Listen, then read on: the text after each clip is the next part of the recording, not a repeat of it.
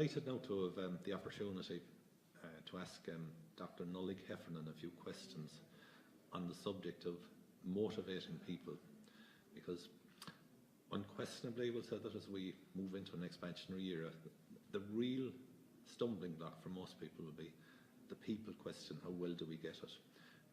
And Dr Nollaig Heffernan will say that is tremendous academic sort of history in this area, PhD, masters and so on, but also will say that has been working for a number of years in the field, both in business and equally with farmers. So, Nollaig, in terms of motivating people, what are some of the key things? In terms of motivating people, and as you mentioned, I work across many different businesses. People are fundamentally the same no matter what the task is. So if you're talking farming or if you're talking in any other industry. And motivating people is about creating a level of commitment from that individual where they're happy to come to work, where they're happy to be engaged, where they're willing to do a little bit extra, maybe more than their work contract suggests, for example.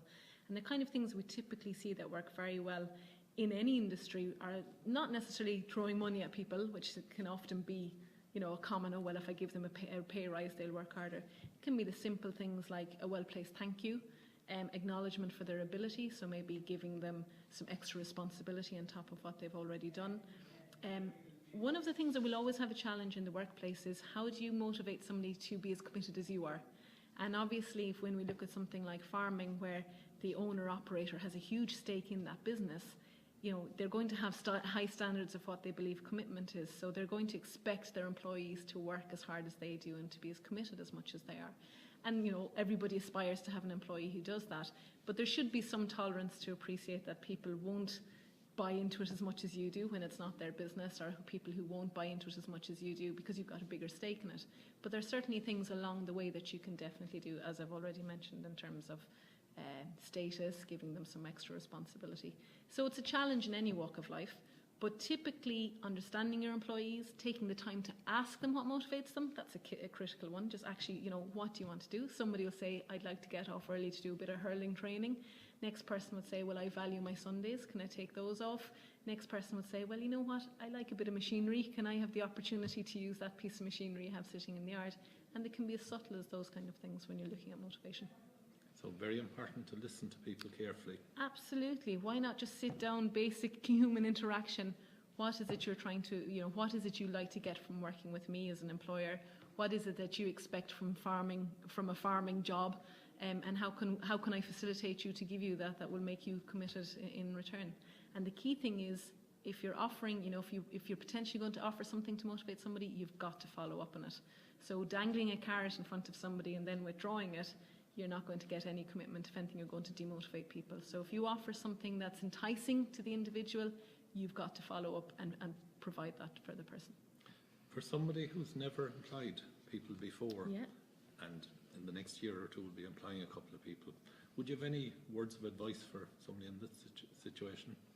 Definitely. I think if you first and foremost understand what, you know, that you like to receive recognition, that you like to have to be part of achievement, if you like it, it's very probable that other people like it too. So actually understanding what motivates you, what you're committed to, that will help you to engage other people to do that. It's also critical that when you get somebody in the gate to work in your business, that you know where they fit in that system, that you're not just inviting, you know, come in and do a piece of work, but you actually have a clear structure for them to be involved in so that they can create a level of commitment for themselves. If you don't give somebody clarity and a bit of structure, they don't know how much energy to put into work, they don't know, you know, what's required of them. So it's about setting up some structure where people understand where they fit into the system and where they're able to respond to the challenges that you give them because you're facilitating them appropriately and supporting them to do that. So very important for the farmer to actually be very clear about what he expects from somebody. Absolutely. So if you want somebody to commit to something, you've got to set out those challenges for them. So something like, you know, anything in sport, what do I expect from you in terms of your levels of commitment for training? Well, I want a minimum of 3 evenings a week, etc. You're creating that clarity so that somebody knows where they stand. And people like that structure, they like to know what they're doing, they like to know what's expected of them. And then, you know, there are times when things change and you've got to be flexible, but for the most part, people would like to know why they're coming into work, what it is they have to achieve, and then to be encouraged to achieve that, and then recognise when they've achieved it. So there are some relatively simple things that Very simple things, absolutely. Like, you know yourself, a well-placed thank you from somebody you respect, that can mean the world to you. Little incentives. It's not always about money. It's not always about grand gestures. It can be the little things that make a difference to somebody, that really make a difference. But what you really have to do is take the time to understand your employee. Take this, I guess, first of all, understand what it is you want from your employee. Attract the right person in the gate, and then you're in a better position to offer them what they would like. So, in your experience, we'll say, are farmers as good at motivating people as other sectors? And if not, why not? I think what farmers are particularly good at, and I've worked across many industries, is that farmers understand, farmers every day handling animals. They know if you're very aggressive, if you're very loud, it has a very negative impact on the animal. And actually people are the same. If you're very loud and boisterous and aggressive and challenging all the time, people have a negative reaction to that. So firstly, I think farmers are in a far better position to handle people than they might think. They might think, I know about cows, I'm not great with people. Actually, the fact you're good with handling animals means you're in a better position to start with handling people. So that's very encouraging starting point for people who want to take on people. They're better at it than they might imagine.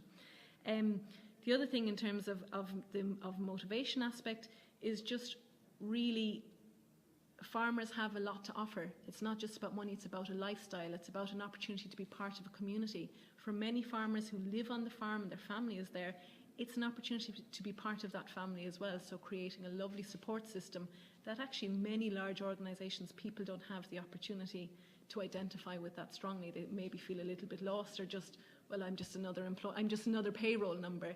Whereas in farming, you can actually have a significant contribution to not just the business, but the lifestyle and the entire life of the people you're working with. So that's very positive from a farming point of view.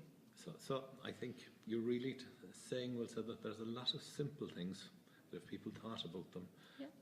The common sense things, that if you get it right, make a huge difference in terms of motivating people. Absolutely. People would like to enjoy getting up to going to work every day, an honest day's pay for an honest day's work, and just those simple things that actually you would respond to as an individual yourself. They're the kind of things that other people respond well to. Respecting your opinion, taking the opportunity to listen to you, respecting or valuing your opinion, and just engaging you as a person. Simple, basic human respect, taking the opportunity to understand your employees will make it a lot easier to generate commitment and generate motivation. It's a wonderfully encouraging message for farmers that if they put a bit of effort into this area, they shouldn't be scared of the idea of managing people.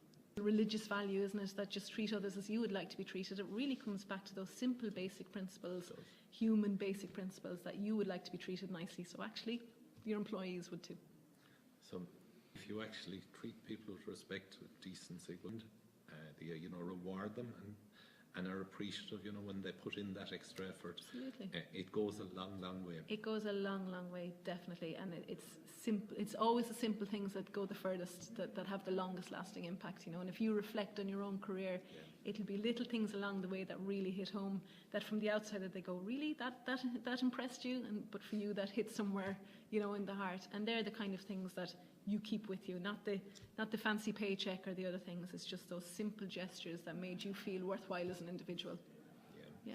Well, Nollaig, I hope there are plenty of people listening fairly carefully and at the Positive Farmers next January, when you further develop on the subject, because we'll say that I think what you're saying, it makes so much sense.